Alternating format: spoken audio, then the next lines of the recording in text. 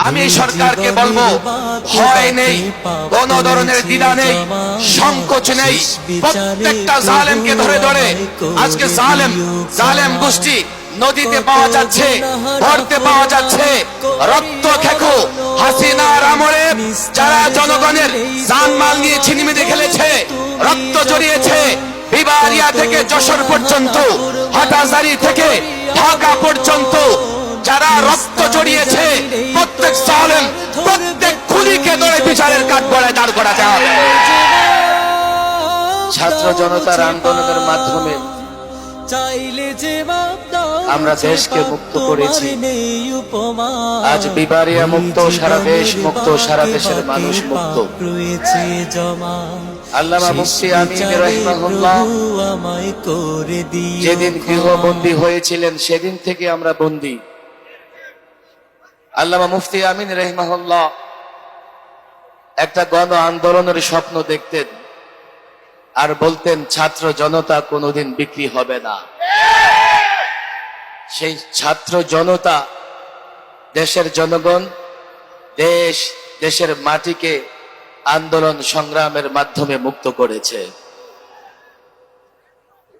আমি মনে করি মুক্তির এই আন্দোলন, মুক্তির এই সংগ্রাম, এটা সূচনা মাত্র। চূড়ান্ত মুক্ত আমরা সেদিনই হব যেদিন কোরআন সুন্নাহ ভিত্তিক রাষ্ট্র ব্যবস্থা কায়েম করতে পারব। এই মুক্তি সংগ্রামের মাধ্যমে যে বিজয় আমাদের এসছে, এই বিজয়কে কেন্দ্র করে আমাদের চাওয়া হচ্ছে এমন একটা বাংলাদেশ যেখানে জুলুম নির্যাতন থাকবে না। সাম্যের বাংলাদেশ আমরা চাই। আমরা এমন একটা বাংলাদেশ চাই যেখানে সাম্প্রদায়িক সম্প্রীতি থাকবে, ধর্মে ধর্মে কোনো মারামারি থাকবে না। আমরা এমন একটা বাংলাদেশ চাই যেখানে দুর্নীতি থাকবে না।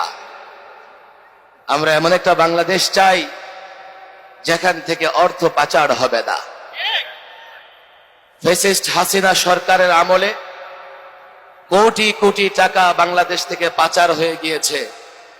আমরা চাই অন্তর্বর্তীকালীন সরকার এমন একটা পদক্ষেপ গ্রহণ করবেন, বাংলাদেশ থেকে যারা অর্থ পাচার করেছে প্রত্যেকটা অর্থ পাচারকারীর জন্য বিচার হয়।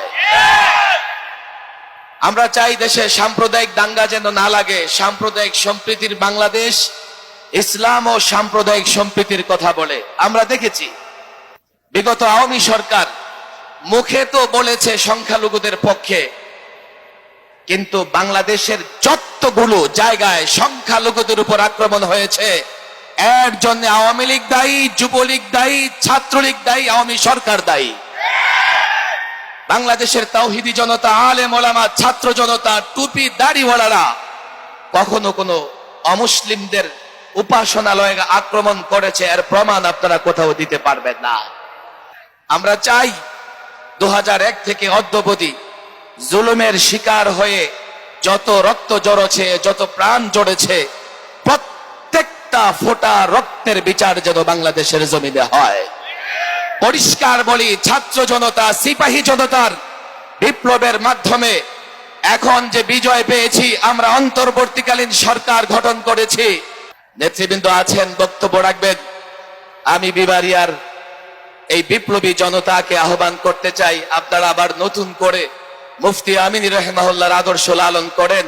এই ছাত্র জনতার মাধ্যমে আরেকটা বিপ্লব যখন হবে, ইনশাআল্লাহ আমরা চূড়ান্তভাবে বিজয়ী হব। আল্লাহ তৌফিক দান।